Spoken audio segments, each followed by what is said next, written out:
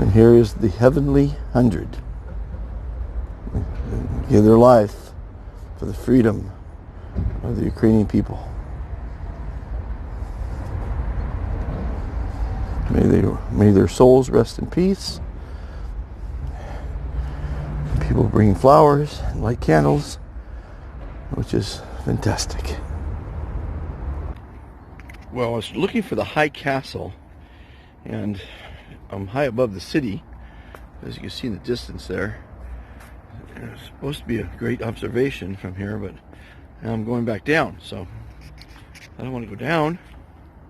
In case I get too much lower, I do want to get a view of the city from up here, what was called the High Castle.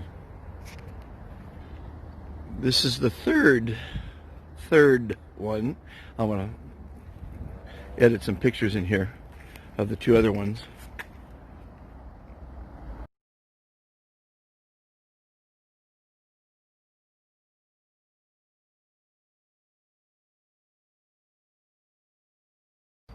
And yet another one.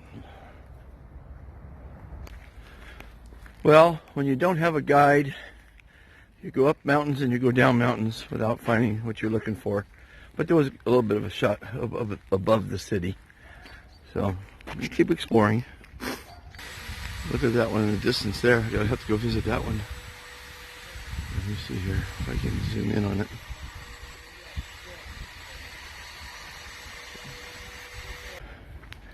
Well, I'm not sure if I'm in the ancient city anymore at this point. I think I came down the other side, but definitely interesting seeing the old people walk by, little villagers. And you know, it's just everywhere you look is something ancient, except the cars. I've said it again, and I'll say it another 1,000 times. Life is a series of left and right turns, and you never know where you're going to end up, but every turn is correct. And had I not made that decision to go up to High Castle and not find it, I wouldn't have found this building. It dates, the temple's construction are 1201, 1234, and 1250. According to the most popular version, the temple was built by Prince Lviv, L-E-V, for his wife Constantia, the daughter of Hungarian King Bela IV. Wow. It's now the St. John Baptist Temple Museum. The biggest renovation of the temple in the Neo-Roman style was in 1889. Wow. And in the 1980s, the temple received its primary look when the Neo-Roman facade was replaced. Look at that, everybody. See? That is off the beaten path, and it was only because I made the correct left and right turns, I would never have found this one. What a jewel. 1201. Wow. And a bit better view of it from this distance. 1201, everybody. That is history. And here's where the future Ukrainian soccer stars play.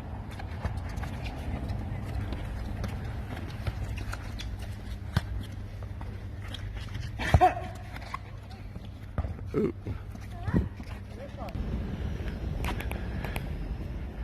And I'm still exploring. Okay, here we go. What do we got here? The Benedictine Complex is an ancient spiritual monument and a pearl of the Renaissance architecture of the city of Lviv. The author of the architectural ensemble of the church and the monastery was the Italian architect Paolo Romano. It was founded in 1595 for the Benedictine nuns, which in 1939 were forced to abandon the monastery and leave to Poland. There you go. There's a bit of history for you.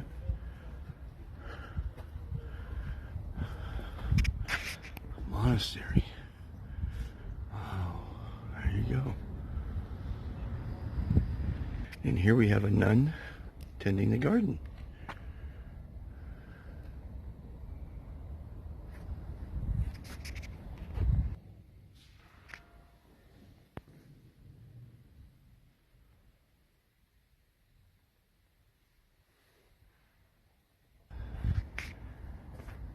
and the outside of the courtyard.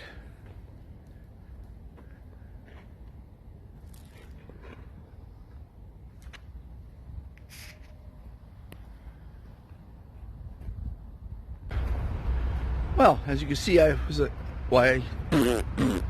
was exploring off the beaten path and found that 1200 building. Amazing, amazing. So now it's enough exploring. I gotta explore for some lunch. Try some real Ukrainian cuisine, and wish me luck on that one.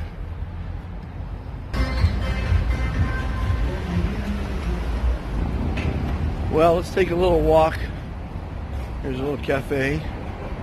A lot of little quick food stands, but I don't kind of want to sit down and have a nice meal. But let's just walk through the little kiosks here. Lots of them. It's like a little farmer's market.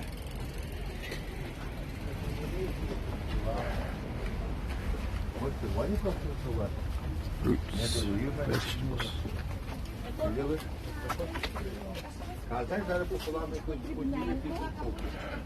Supposed to watch out for pickpockets here. Actually, I think I need to buy something here. And I bought a fresh pair of underwear from this young lady here.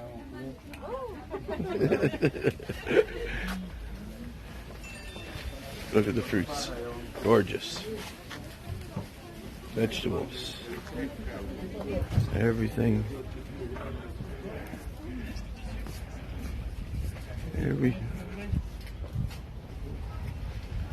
Imagine this is it's not a Saturday, it's on a Wednesday. This is here all the time.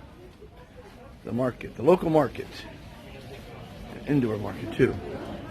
Let's see here.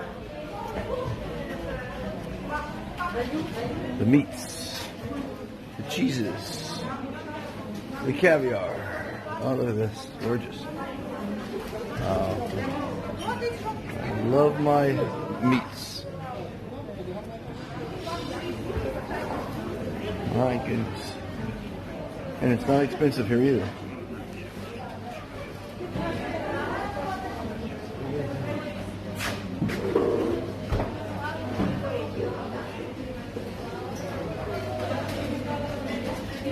I'm gonna have to buy some caviar while I'm here.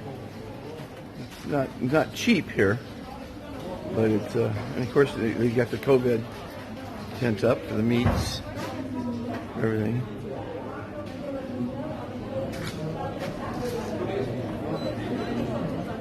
Farmer's market. Flowers and fish. Can't go wrong.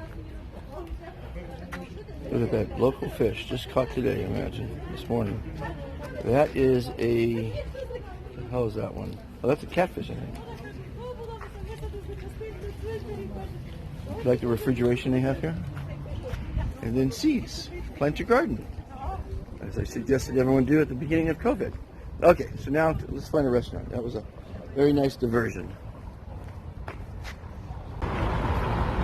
Well, I'm definitely a little bit lost. I'm not in the old city anymore, but look at this building. Man, I don't know if you can tell. It's majestic. Oh, the backlighting kind of tough to see it, but it's amazing. So one of the things I was warned by a local the other night, my buddy from the Texas barbecue, is when they stop to talk to you, do not stop and engage, because it's usually a setup to try to take your wallet or something. So I was just stopped a second ago, and I just kept walking. You gotta take the local advice. This is a majestic building. I tell you, I don't know what it is, but it's a big one. Kids love these fountains in summer, running through the water, but this particular one is all cordoned off with gates, probably because of COVID. Believe it or not, I believe I'm within like 2 blocks of the hostel where I'm staying. So I've come full circle, which is fantastic. What does this building say? 1848. No English. Oh, doesn't compare to the one I found. Oh, an Irish pub. That's where I'll be drinking tonight. Okay. Look at this. Wow, look at that one. Under construction. Imagine they're apartments. Well, these are apartments. Okay.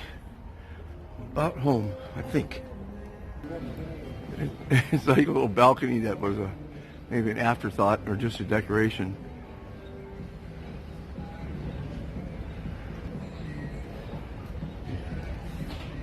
And I do believe this is the street my hostel's on. Let me see. I was right. Dream Hostel. And there you have it. So right as I started this morning, if you remember correctly from the part 1, I walked down this little road here to the little Grand Plaza where there are some fantastic places to eat. So it's time for lunch, everybody. And I made full circle. And here it is. Back to the beginnings. A little bit more people here. Of course, it's noon. And it's time to have lunch.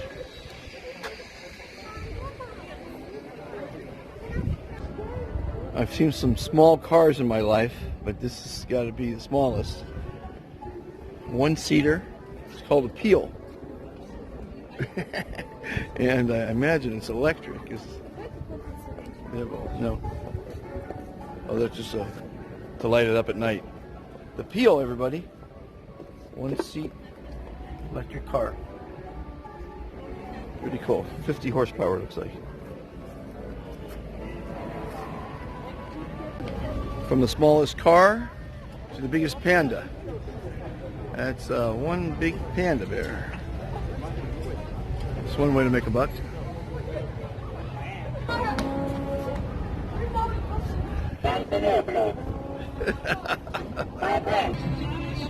Well, I got tired of walking, so I figured I'll just have some Italian food at Salentino, above that church I saw earlier today.